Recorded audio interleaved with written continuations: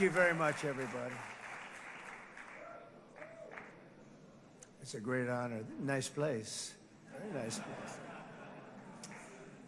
Mr. President, Mr. Prime Minister, Mr. Speaker, esteemed members of the Knesset and cherished citizens of Israel, we gather on a day of profound joy, of soaring hope, of renewed faith, and above all, a day to give our deepest thanks to the Almighty God of Abraham, Isaac, and Jacob.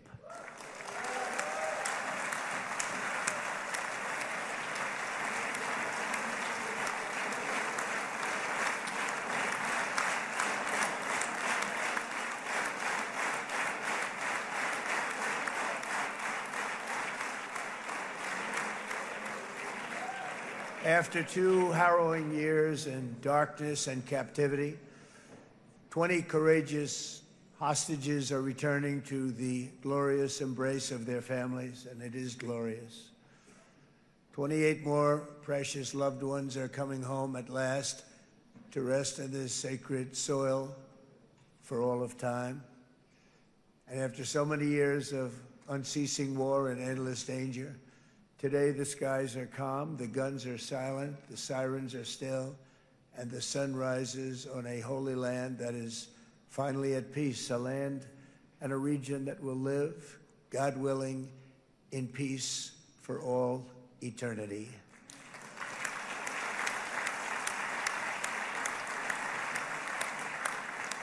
This is not only the end of a war, this is the end of an age of terror and death, and the beginning of the age of faith and hope and of God.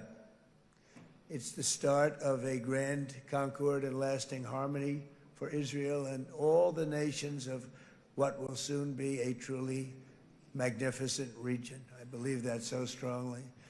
This is the historic dawn of a new Middle East. I want to express my gratitude to a man of exceptional courage and patriotism, whose partnership did so much to make this momentous day possible. You know who I'm talking about. There's only one, Prime Minister Benjamin Netanyahu. Bibi, please stand up.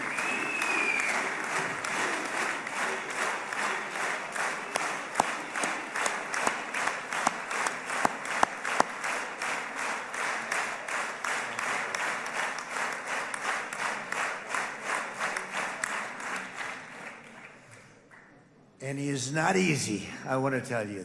He's not the easiest guy to deal with, but that's what makes him great. That's what makes him great.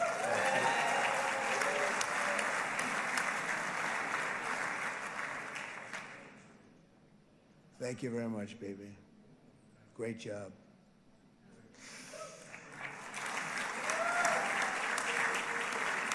And let me also convey my tremendous appreciation for all of the nations of the Arab and Muslim world that came together to press Hamas to set the hostages free and to send them home. We had a lot of help. We had a lot of help from a lot of people that you wouldn't suspect, and I want to thank them very much for that. It's an incredible triumph for Israel and the world to have all of these nations working together as partners in peace. And it's pretty unusual for you to see that, but it happened in this case. This was a very unusual point in time, a brilliant point in time. Generations from now, this will be remembered as the moment that everything began to change, and change very much for the better. Like the USA right now, it will be the golden age of Israel and the golden age of the Middle East. It's going to work together. I'd like to thank several great American patriots for their invaluable help in getting something done that almost everyone thought was absolutely impossible. We were wasting our time. So many people said, "You're just wasting your time." But we weren't, because we had talented people working with us, and we had people that loved your country, and frankly, people that loved the region. They loved the Middle East. I want to thank my friend Steve Witkoff.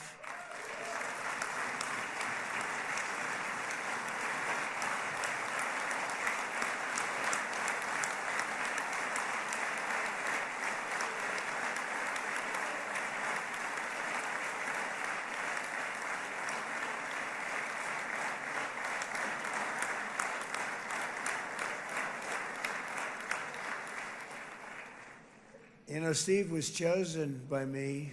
He never did this before, but I knew him as a few things. He was a great businessman, but I know a lot of great businessmen, to be honest with you.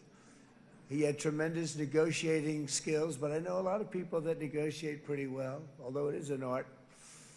But there are people that can negotiate pretty well. But most importantly with Steve, he's just a great guy. Everybody loved him. Everybody.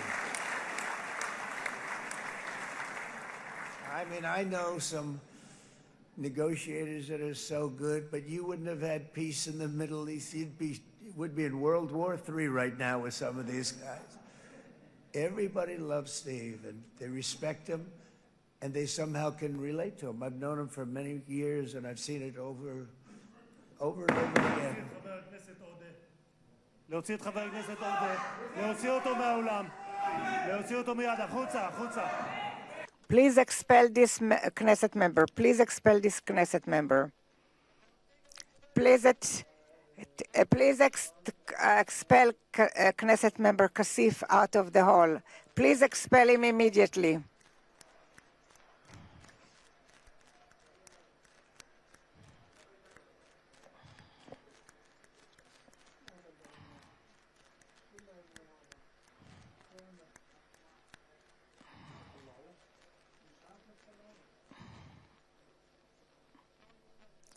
And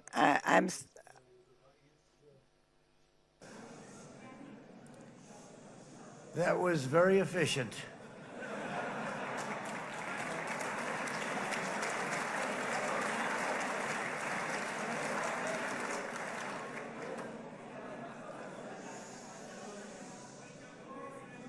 So back to Steve.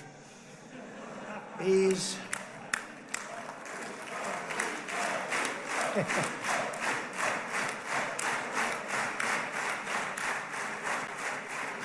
But I tell one story because he was so involved, and then we called in Jared. We need that brain on occasion. We got to get Jared in here. We got to get a certain group of people. But Steve started this all by himself. I call him Henry Kissinger, who doesn't leak, okay? Henry is a big leaker. He leaked.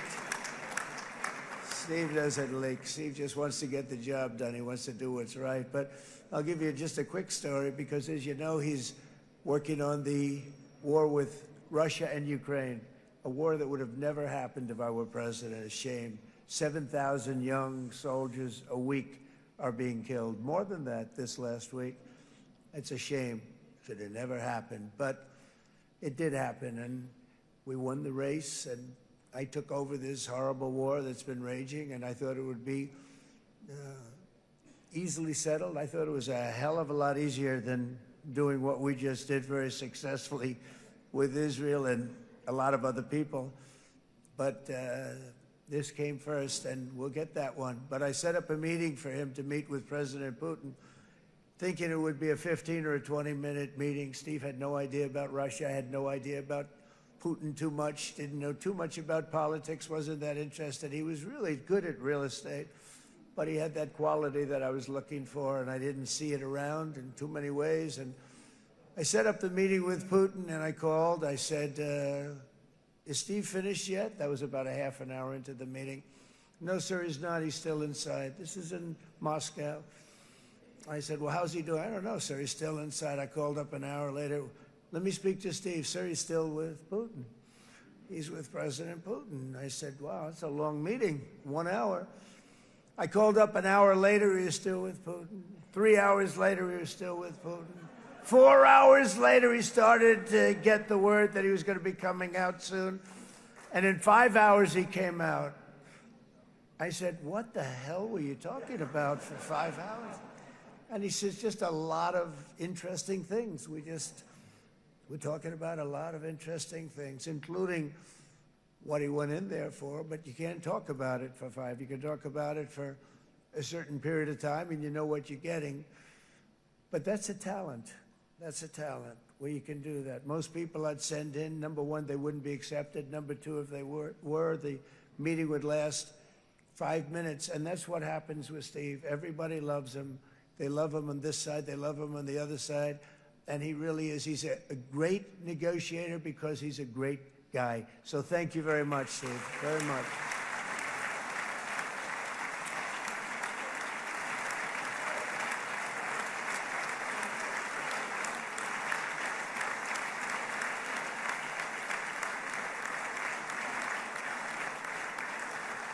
And let me also give a very special thanks to someone who truly loves Israel. In fact, loves it so much that my daughter converted. My daughter converted. I didn't know this was going to happen. And Ivanka's here.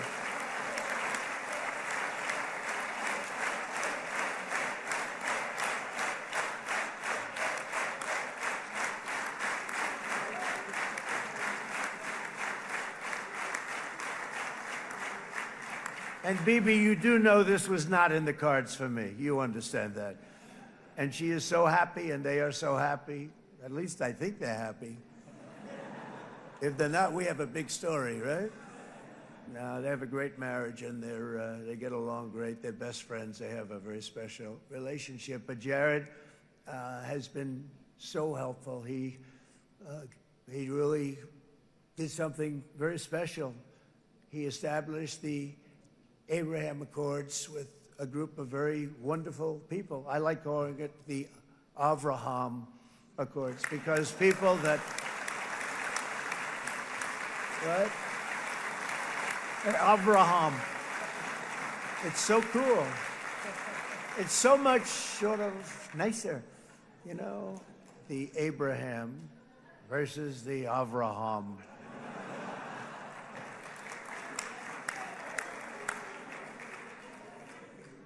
I just don't want to sound too sanctimonious when I do it, so, you know, I sort of split it up. This way we keep everybody happy. But we have some very great talent, and they have no excuses for anything that's taken place because we had some unbelievably good people working on this. And then you're going to add a man named Marco Rubio, who is also here. That's right.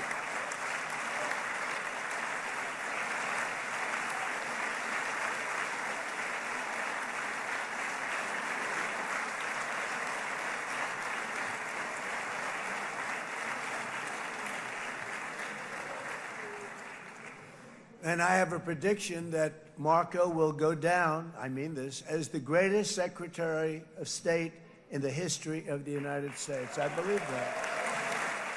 I believe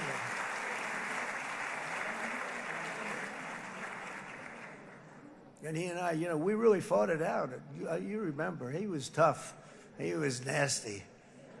Who the hell thought this was going to happen, Marco, right? And now I'm saying he's going to go down as the greatest. He will. He was always smart and sharp, and people respect him.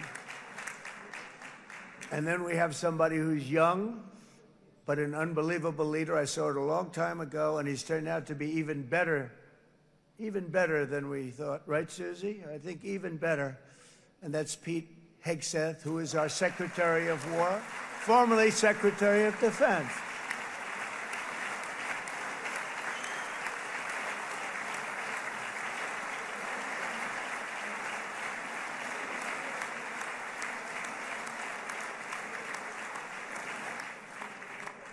And as you know, we decisively won World War I.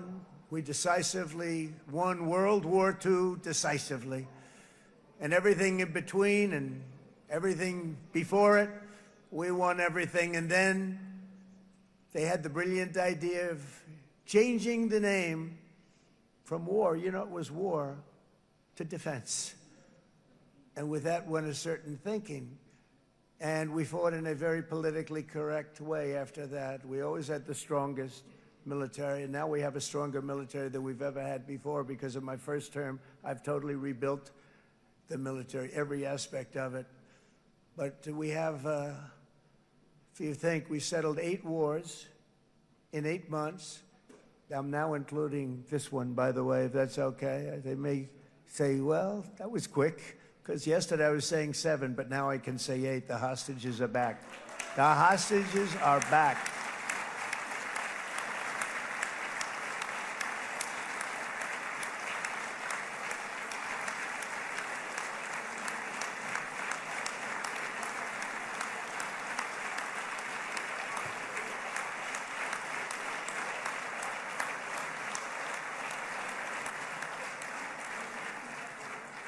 It is a good feeling. Isn't that nice to say? You know, I just said the hostage. First time I said the hostages are back. It feels so good to say it.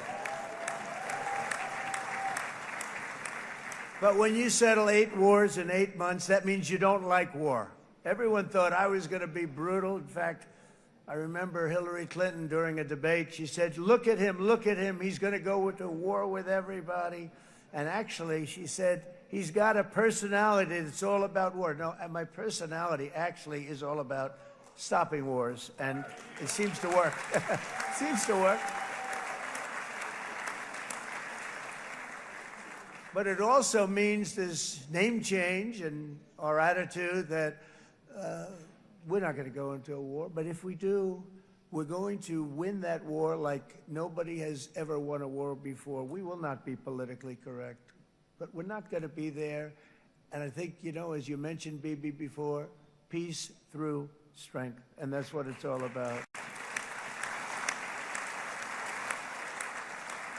The United States has the greatest and most powerful military in the, right now, history of the world. I can tell you we have weapons that nobody's ever dreamt of.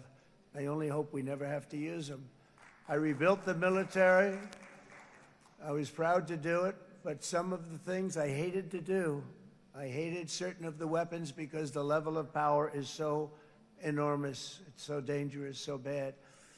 But we have to do what we have to do. We make the best weapons in the world, and we've got a lot of them. And we've given a lot to Israel, frankly. And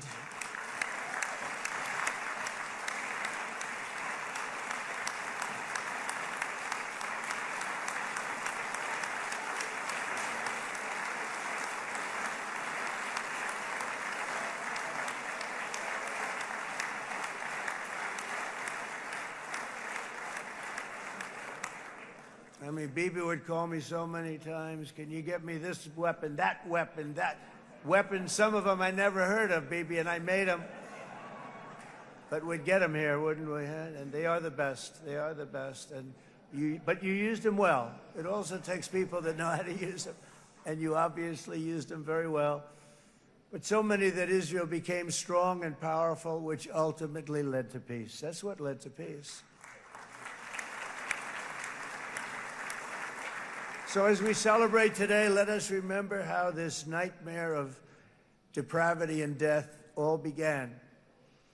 2 years ago, on the eve of the Simchat Torah holiday, thousands of innocent Israeli civilians were attacked by terrorists, and one of the most evil and heinous desecrations of innocent life the world has ever seen, the worst slaughter of Jews since the Holocaust.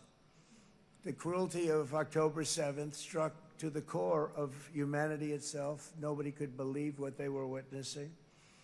The United States of America grieved alongside you, and we mourned for our own citizens who were so viciously taken that day. And to all the families whose lives were forever changed by the atrocities of that day, and all of the people of Israel, please know that America joins you in those two everlasting vows: never forget and never again.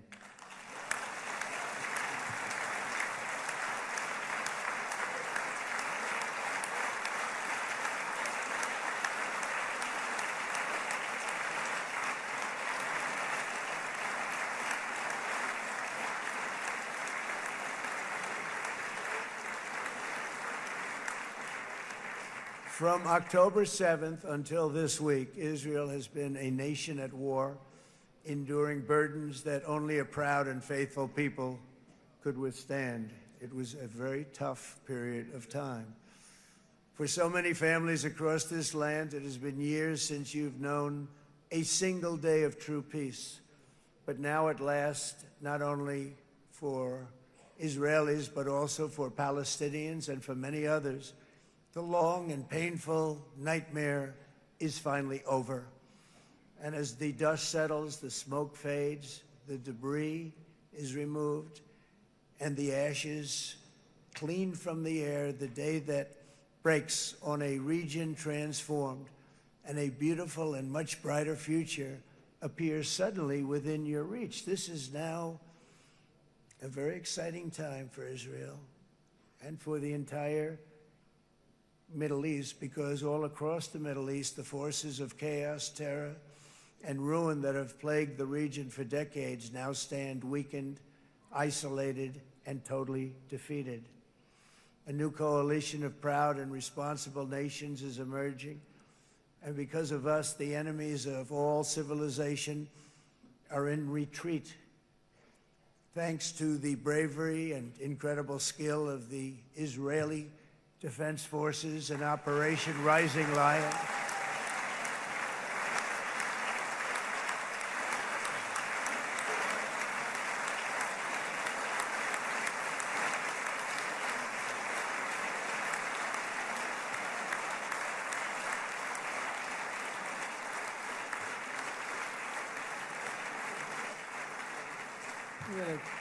Guys, central casting. Let's put him in a movie. Look at him. Great job. And my people loved working with you. Loved it. They worked so well together. But many of Iran's top terrorists, including nuclear scientists and commanders, have been extinguished from this earth. And with Operation Midnight Hammer, boy, that's a great name for that, what we did. Last June, the United States military flew 7 of those beautiful B-2 bombers. They look so beautiful all of a sudden. They were always, I thought they were pretty planes. I had no idea they could do what they did. In fact, we just ordered 28 more of them. A little updated version. We ordered a whole pile of them. And almost 100 other planes went with them, including fighter jets. And we had 52 tankers, big, beautiful, brand new tankers that were loading them up 4 or 5 times. They've traveled 37 hours back and forth. Think of that. But we had tankers all over the sky for all the other planes. We had the F-22s, the F-35s, F-16s. We had a hell of a lot of planes.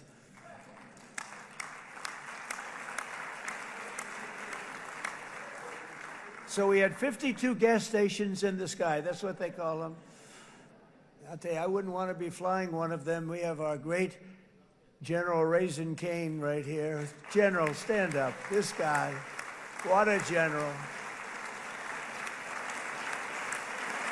Thank you.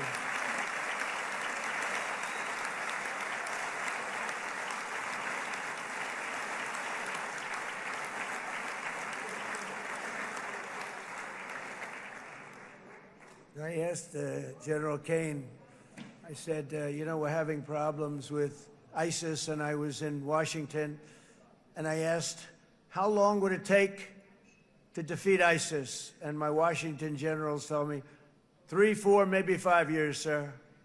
I said, I don't get it. We've got the best equipment in the world. Why? So I flew to Iraq, and I met with a man named Cain. He said, what's your first name? He said, they call me Raisin, sir. I said, wait a minute, your name is Raisin Cain? I've been looking for you for a long time. You gotta be kidding. So they told me 3, 4, 5 years to defeat ISIS. And I sit down with him and I say, why is it? I flew there in the dark of night. I landed, I'll never forget it. It was quite a trip. I'm glad I made it because I met him.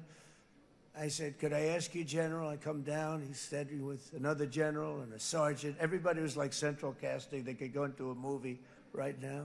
Between him and you guys over here, we could get rich making movies, okay? And they got along so great. That's the beautiful thing, that your military and our military, Bibi, got along so great. But I was told by the television generals in Washington, we have the best equipment in the world. Why is it taking so long? And they said, 4 years. I said, so let me ask you, Raisin, how long would it take you to defeat ISIS? Sir, we can do it in 3 weeks, but you'll probably have some time left over. I said, you gotta be kidding. What the hell are you talking about? They said 4 years. I said, well, sir, look, it's not my place to say, but you're asking me the question. What you have to do is you hit them from the west, you hit them from the north, you hit them from the south, you hit them above, you hit them below. I said, so why didn't they do it? And he didn't want to speak badly of his superiors, which is hard to believe they were his superiors. Should have been the other way around a long time ago, because he's the one that did Operation Hammer. It was flawless. It was flawless. It was absolutely flawless. And I said, so you really think you can do it in 4 weeks? Yes, sir, 100%. You have to do it differently than they were doing it. They were using one base, and it was hundreds of miles away. And he says, we have all these portable bases all over the Middle East. And they didn't want to use them because they didn't want to offend the country where the portable... They wouldn't have even known what the hell the planes were going up, right? They wouldn't have known. But he said, no, they didn't want to defend anybody, offend anybody. And but we can do it in 4 weeks. I said, you sure about that? I'm going to call you back. I'll call you back on Monday. I'm going back to Washington. But you think 4 weeks? Yes, sir, I think we can do it in 4 weeks. We'll have time left over. So I call him on Monday. I say, you think you can do it? 4 weeks. I said, go ahead and do it. He did it. I'll tell you, he did it in 4 weeks, less than 4 weeks. So, General, stand up, please. Again, this is a real general. This is not a television general. He doesn't want to go on television.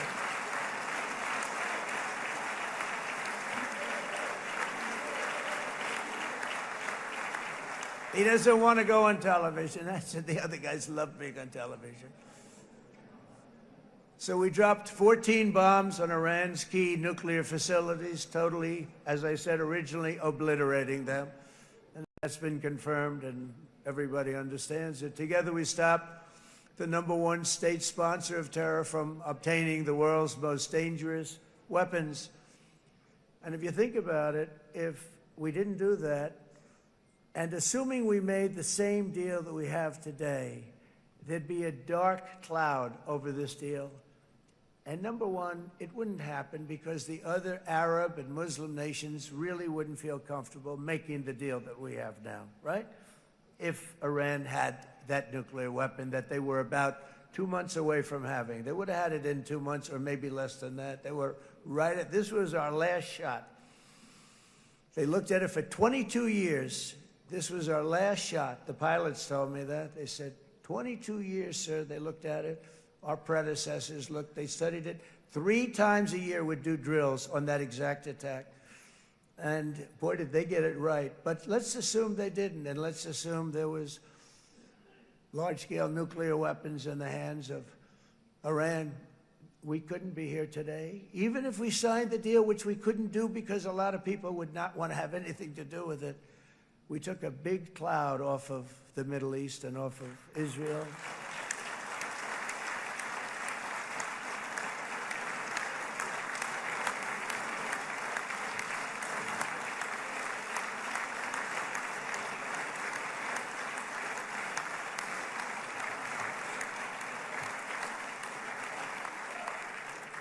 And it was my honor to help.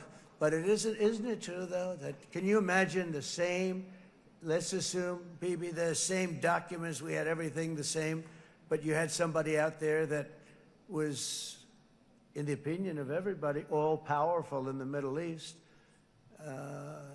They took a big hit, didn't they? Didn't they take a big hit? Boy, oh boy. They got it from one side, from the other. And you know, it would be great if we could make a peace deal with them. And I think that's maybe, would you be happy with that? Wouldn't it be nice, I think? Because I think they want to. I think they're tired. Somebody said, sir, they're starting their nuclear program again. I said, let me tell you something. They're not starting anything. They want to survive. The last thing they want to do is start digging holes again in mountains that just got blown up and start. They're not doing this. They want to survive, okay? But I think we have a chance. Steve, you, and I think Jared, come on, I'll call you back for another one. We always bring Jared when we want to get that deal closed. We bring Jared, but Steve, you and Jared and the General and Pete and Marco, you'll get that deal done easy. I think that'll be easy. But first we have to get Russia done. We got to get that one done. If you don't mind, Steve, let's focus on Russia first, all right? We'll get it done.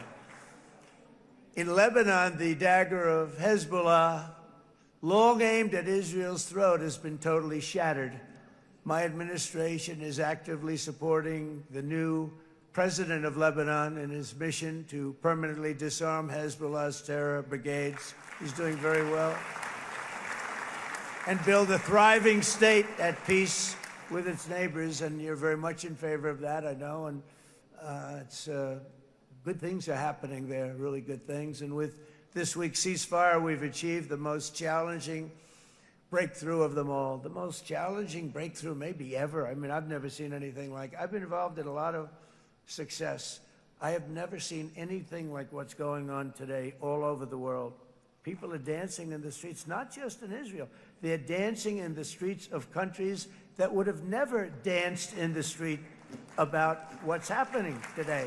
They're dancing in those streets. So this long and difficult war has now ended. You know, some people say 3,000 years, some people say 500 years, whatever it is. It's the granddaddy of them all. And in an unprecedented achievement, virtually the entire region has endorsed the plan that Gaza will be immediately demilitarized, that Hamas will be disarmed, and Israel's security will no longer be threatened in any way, shape, or form.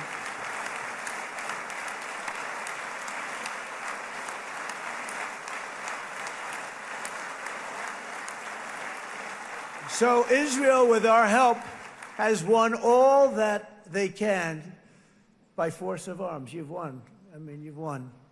Now it's time to translate these victories against terrorists on the battlefield into the ultimate prize of peace and prosperity for the entire Middle East. It's about time you were able to enjoy the fruits of your labor. Mr. Opposition Leader. I said he's a very nice opposition leader. I think, no, he's a nice man. Bibi, he's a nice man. Good. He knows what he's doing, right? No, a very nice guy. Well, see, now you can be a little bit nicer, Bibi, because you're not at war anymore, Bibi.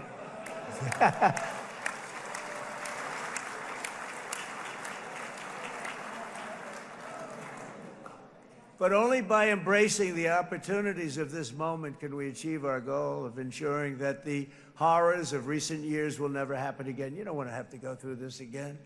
8 years ago, I came to this region on a very special first trip abroad as the President of the United States. I came here very early at your request. I addressed the leaders of the Arab and Muslim world gathered in Saudi Arabia and said that it was time to build a future free of the grip of extremism and terror. And interestingly, right now, as soon as I'm finished, I'm quite late. You've kept me quite late between opposition leaders and Bibi's brilliant but very long speech. I thought I was going to run up here, make a speech, and then head to Egypt. It didn't work out, though. And you made a pretty long one, too, Sarah.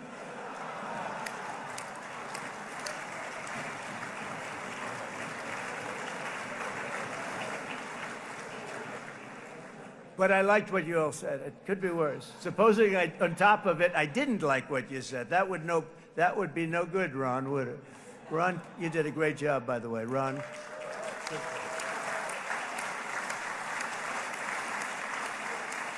Yeah.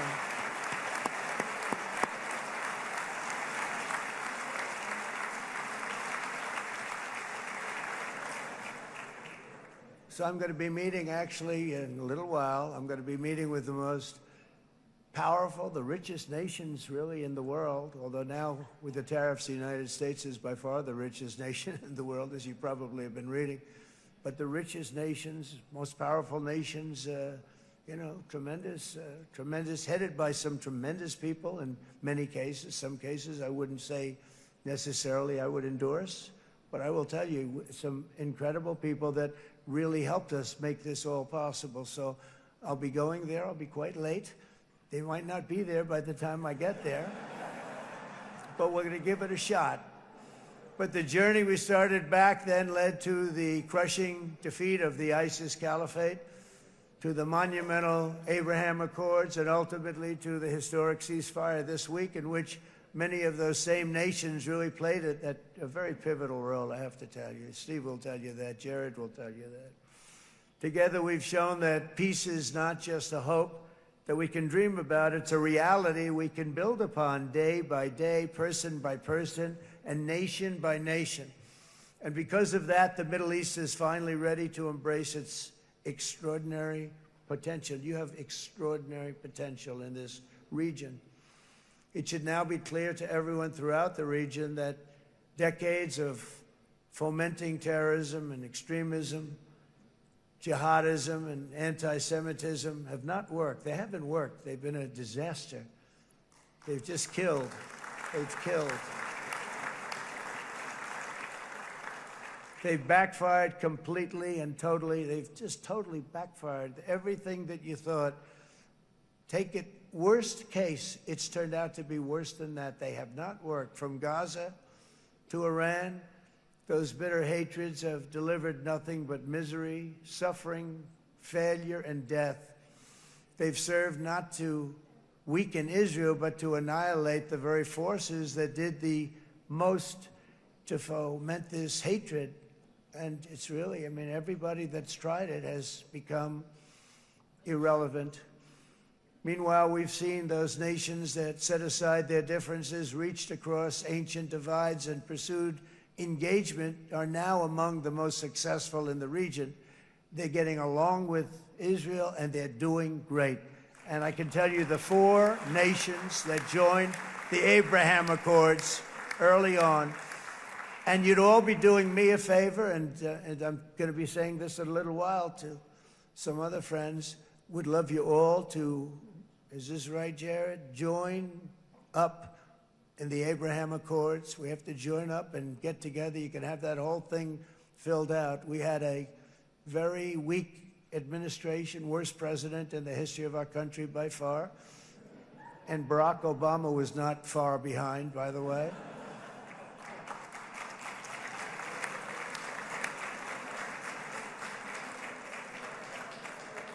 And they did nothing with this incredible document, the Abraham Accords, but now you can fill them up. Now you have peace, you have people that really like Israel, I'll tell you what, and they like Israel a lot more today than they did even 5 weeks ago. You've made a lot of, you've come back strong, because it was getting to be a little nasty out there in the world, and ultimately the world wins. You can't beat the world. Or I would say to Bibi, it's now time. And he understood it better than anybody, because ultimately, you know, the world's a very big place. And I've said a lot. I said, this piece of land is very small. It's unbelievable what you've done with that tiny, you look at a map even of just, not the world, the Middle East, and you have this little dot. And think of what you've done. It's incredible. It's incredible.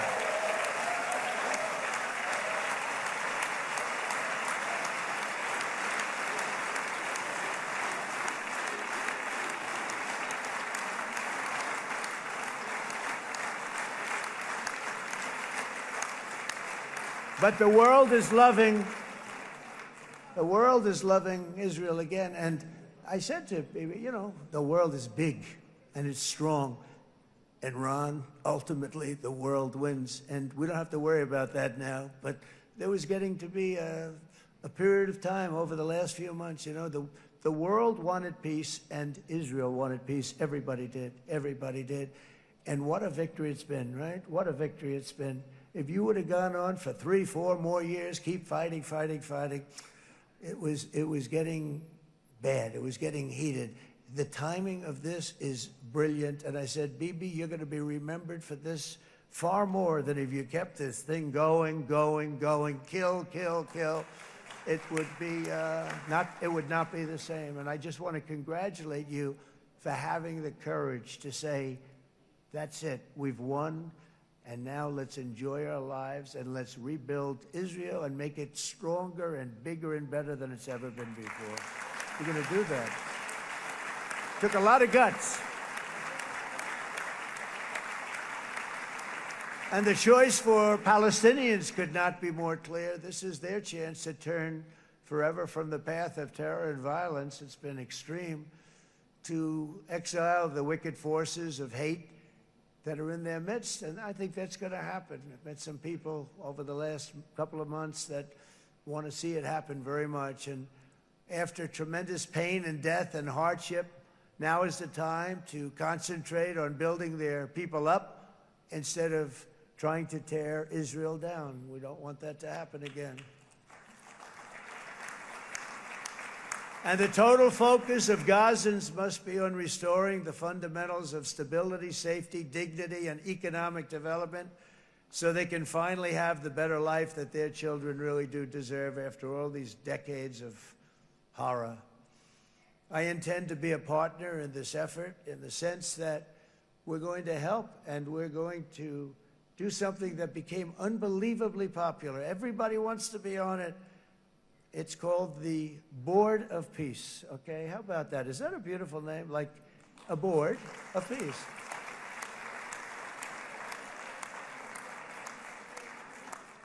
The only bad thing from my standpoint, every single nation involved has asked me to be the chair, and I'll tell you, I'm very busy. I didn't count on that, but you know what? If we do it, we'll do it right. And we have unbelievable power and wealth, because you're going to need wealth. You're going to need wealth to rebuild things, and they have wealth like few people have wealth. I want to thank the Arab and Muslim nations for their commitment that they've made to support a safe rebuilding of Gaza and beyond. I have many Arab countries, very wealthy countries, that came up and said, we'll put up tremendous amounts of money to get rebuild Gaza, and I think that's going to happen. The power, they want dignity, they want to come forward, and they want to say, and I want to say who they are, because what they're doing is going to be, I think, something that you're going to be very impressed with, Bibi, and you need that. You need the kind of economic power that they have, and they want to see it work, and they want to see it be safe, and they want to see it be good for Israel, too. And as much money as it will be, and it's a lot, as you can see, it's a lot. For these countries, it's relatively little relative to their worth. It's really a lot of money like most people could never even conceive, but for these countries, it's not that much, especially because it ensures success and stability in the Middle East, which is what they want to see. So many of them will be with us in Egypt in a little while, I think. I'm not sure. They may be gone. They may have taken their Boeing 747s and left. I said, what kind of a plane do you fly? 747. I said, that's a large plane. No, they may have. Steve, do you think they've left on their their brand new Boeing 747s? Or I don't know. We're going to find out soon. It's going to be a big story. There'll be 2 people left. And they'll be the 2 poorest ones.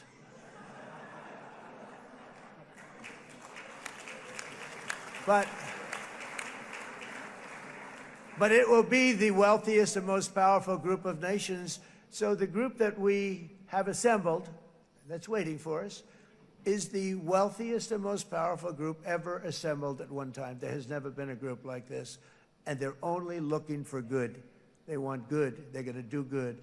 And as those commitments are made, I'm going to let the world know who's doing it, because they really deserve to get the credit. And some of them probably won't want the credit, but they deserve it.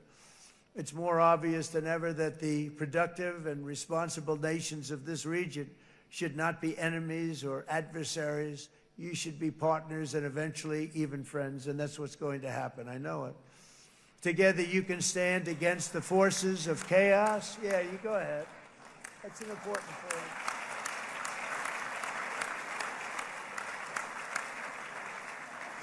Because you can stand against the forces of chaos that threaten all of your interests, and it's always a big threat, and unleash incredible prosperity and opportunity for all the people of these lands, and that's what's going to happen. You're going to unleash numbers and success, the likes of which Israel has never been able to think of, because you're so firm, and you should be, and you've done the right thing in defending yourself. You're not going to have to worry so much about it. You've won, and now you can build, and you can do things that you never even thought possible. When you put that genius into doing something else, it's going to be something it's going to be a miracle. The miracle in the desert, it's going to be amazing. And it already is in a true sense. But it'll be wonderful when you can spend time thinking about other than war and defense and offense also. To that end, it's my firm hope and dream, frankly, that together the Abraham Accords will turn out to be everything that we thought they would. Those 4 countries were very, very brave in doing it. They did it at a very early point, and every single one of them benefits unbelievably financially. And if you noticed, even in this bad period that we just went through, they all remained a member of the Abraham Accords. They've done unbelievably well. And you know who you are, and I want to thank you. And they've stayed because of loyalty, but they've also stayed because it was really good business. They've made a lot of money being members, and you're going to all, I hope that every one of the countries that we're seeking, Jared, I hope they join quickly. No games, no nothing. Just join, get it. It's going to be a great peacemaker. It's really going to bring it together beyond anybody's wildest dream. So instead of building fortresses to keep enemies at bay, the nations of this region should be building infrastructure to weave your commerce closer together, because you've got to compete with the big world out there in commerce now. It's a different kind of competition. Instead of making weapons and missiles, the wealth of this region should flow to schools and medicine, industry, and frankly, the new hot thing, artificial intelligence. It's a lot of intelligence they're going to have to be thrown off to pay back these sums of money that they're doing. But that's really the hot one. And I might say that the United States, a year ago, was a dead country. I say it to people. I heard it first from the King of Saudi Arabia. I then heard it from UAE. I heard it from Qatar. I heard it from many other countries. A year ago, the United States of America was a dead country. Now it's the hottest country anywhere in the world. It is the hottest. There's no question about it.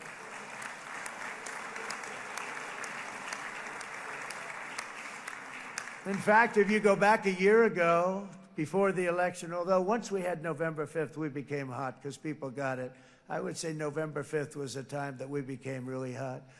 But once you go back a couple of years, if I were in charge and the country was doing what they were, nobody was going to ask me to speak. Nobody asked Joe Biden to come up and speak, I guarantee you that. And if they did, he would have turned them down, I promise you. He didn't speak. He didn't speak, and he didn't speak well.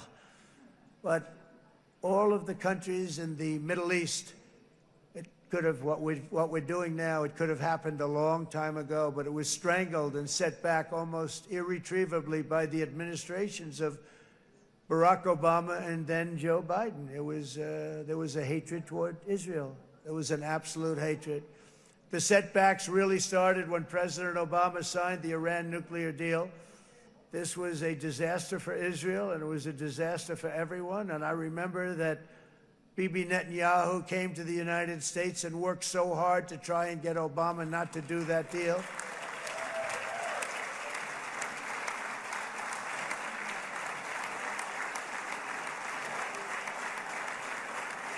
He worked so hard.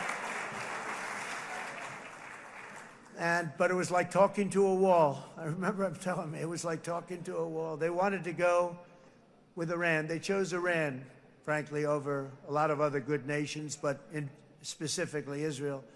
And that was the beginning of a very bad period of time. You had Obama go out, and the Iran nuclear deal turned out to be a disaster. And by the way, I terminated the Iran nuclear deal, and I was very proud to do it.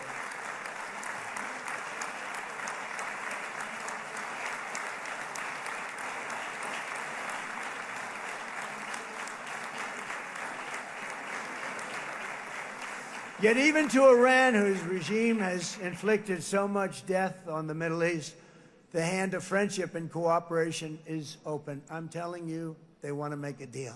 That's all I do in my life. I make deals. I'm good at it. I've always been good at it. And I know when they want. Even if they said, we don't want to make a deal, I can tell you they want to make a deal. All right, they do. They want to make a deal, and we're going to see if we can do something, because this is crazy what's happening, and we're not going to have this anymore. Neither the United States nor Israel bear the people of Iran any hostility. We merely want to live in peace. We don't want any looming threats over our heads, and we don't want to even think in terms of nuclear destruction. It's not going to happen, never will happen. There's nothing that would do more good for this part of the world than for Iran's leaders to renounce terror, stop threatening their neighbors, quit funding their militant proxies, and finally recognize Israel's right to existence. They have to do that. They have to do that. And to Iran, and as you know, this is not said out of weakness. There's no weakness. But I'm going to say this, that we are ready when you are, and it will be the best decision that Iran has ever made. And it's going to happen. It's going to happen. And they're good people. I know a lot of Iranians in the United States. They're good people, smart, hardworking people. They don't want to see what's happened to their country. The story of fierce Israeli resolve and triumph since October 7th should be proof to the entire world that those who seek to destroy this nation are doomed to bitter failure. The state of Israel is strong, and it will live and thrive forever.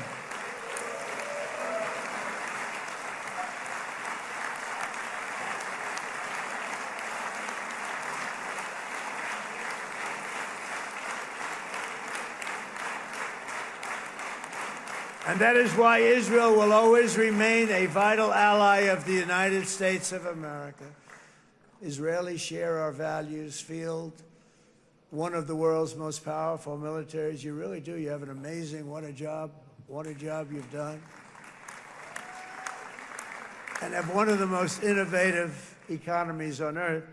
Those are just a few of the reasons why I'm proud to be the best friend that Israel has ever had. And they all say it in the White House. They all say it. I guess it's true because everybody says it, baby. You said it today. Thank you. But as president, I terminated the disastrous Iran nuclear deal, and ultimately I terminated Iran's nuclear program with things called B-2 bombers. It was swift, and it was accurate, and it was a military beauty. I authorized the spending of billions of dollars, which went to Israel's defense, as you know. And after years of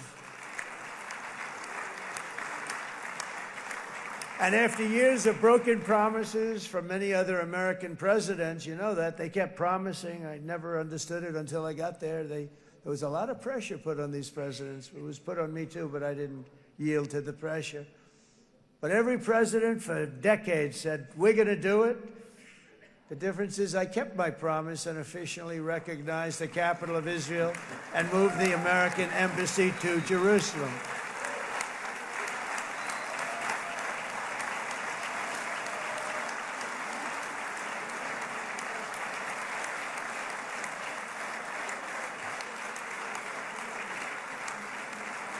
Isn't that right, Miriam? Look at Miriam. She's back there. Stand up, Miriam. Stand up.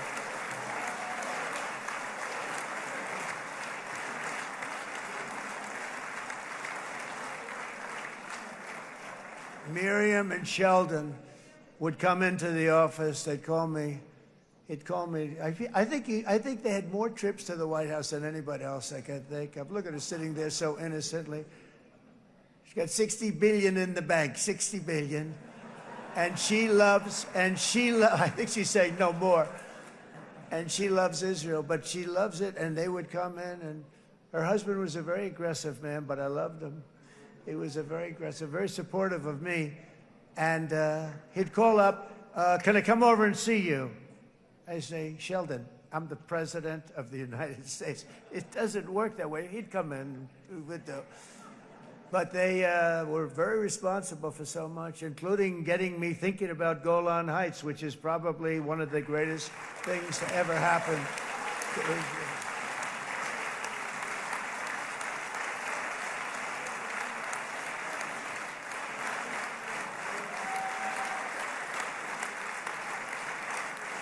Miriam, stand up, please. She really is. I mean, she loves this country.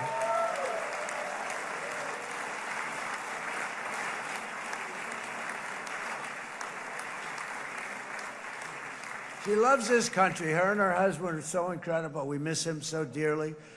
But I actually asked her, I'm going to get her in trouble with this, but I actually asked her once, I said, so Miriam, I know you love Israel. What do you love more, the United States or Israel? She refused to answer. That might mean Israel, I must say. We love you. Thank you, darling, for being here. That's a great honor. Great honor. She's a wonderful woman. She is a great woman. I've always stood for the people of this community, and I always will. I'll always be with you. I'm always going to be with you. I guess maybe something could happen to change my mind. Somebody that's really stupid gets into office and wants to do really bad things, but that's about it. We don't think we're going to have that happen. I hope we're not going to have that happen. And this man is a good man right here. These two men are good men right here.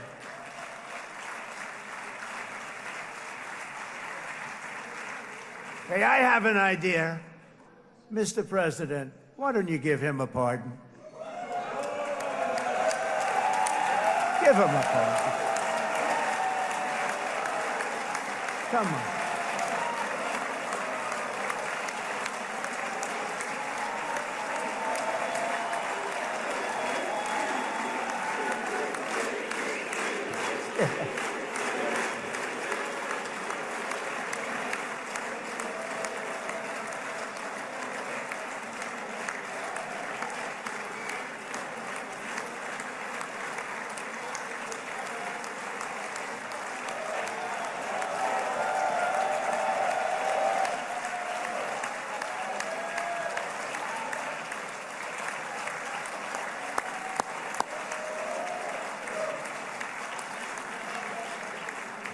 By the way, that was not in the speech, as you probably know. But I happen to like this gentleman right over here, and it just seems to make so much sense. You know, whether we like it or not, this has been one of the greatest wartime presidents. This has been one of the greatest wartime presidents. And cigars and champagne, who the hell cares about that?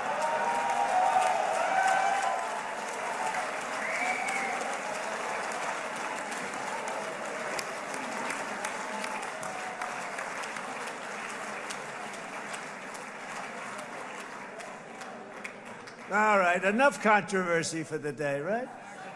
Actually, I don't think it's very controversial. So, you know, I mean, I see so popular. You are a very popular man. You know why? Because you know how to win.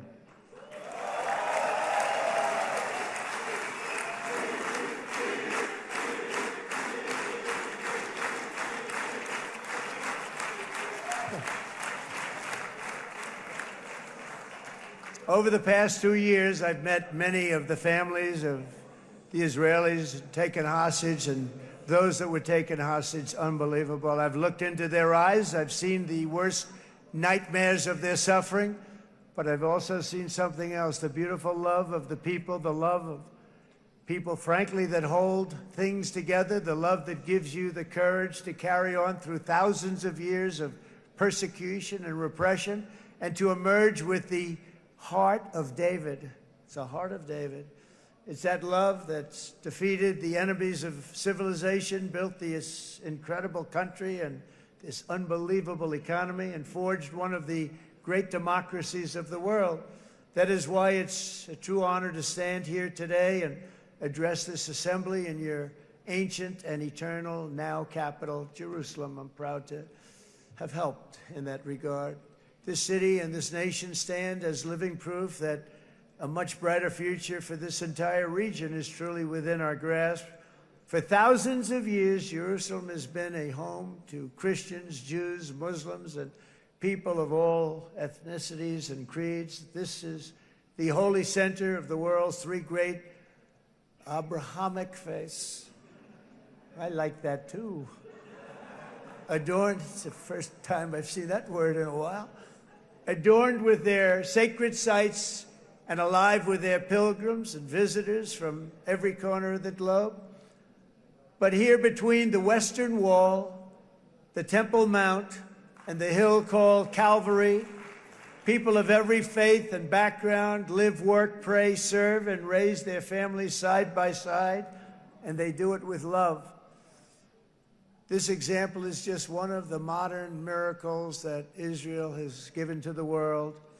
And just in closing, the leaders in this chamber know better than anyone else the challenges of this harmony, and it's been easily won. No, it hasn't. It has not been. It's been so tough, but it has been, some say, a miracle. What you've done is a miracle. Look at your size. Look at your chances when it all started. And you know, if you think about it, you are safer today, stronger today, and more respected today than at any time in the history of Israel. Think of it. People used to say it wouldn't exist. They don't say that anymore, do they?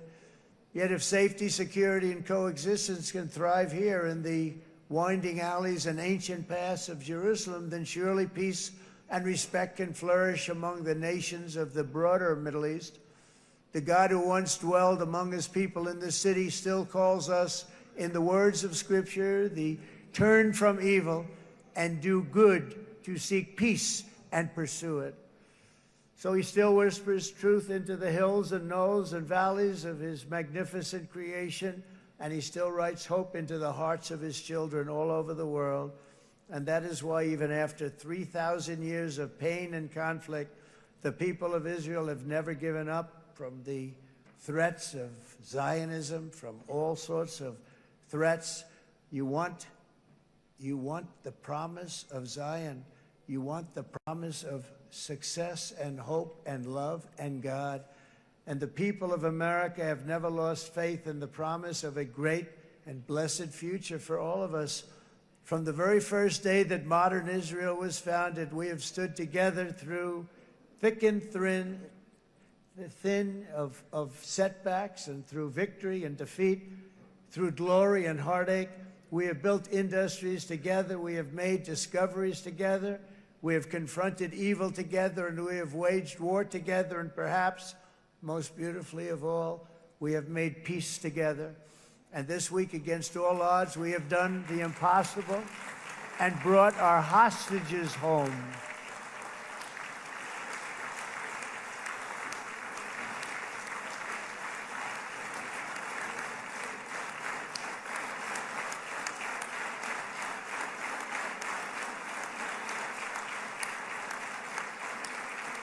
So now we're going to forge a future that is worthy of our heritage. We're going to build a legacy that all the people of this region can be proud of.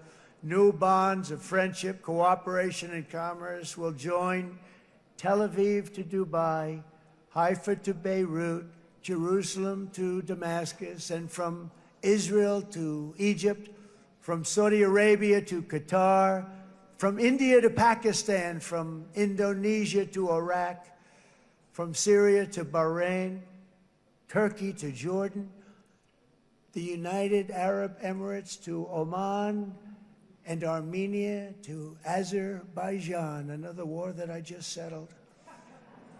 We are going to have hope, harmony, opportunity, and happiness here in the spiritual and geographic center of the entire world. That's what you are.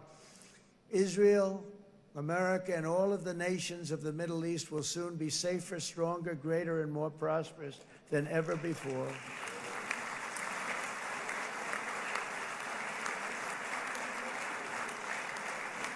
And I want to thank you all once again for this exceptional honor. This has been truly an honor. It's seldom that a president is invited to do this. And I love Israel. I'm with you all the way. You will be bigger, better, stronger, and more loving than ever before. Thank you very much. God bless you. God bless the United States of America, and God bless the Middle East. Thank you, everybody.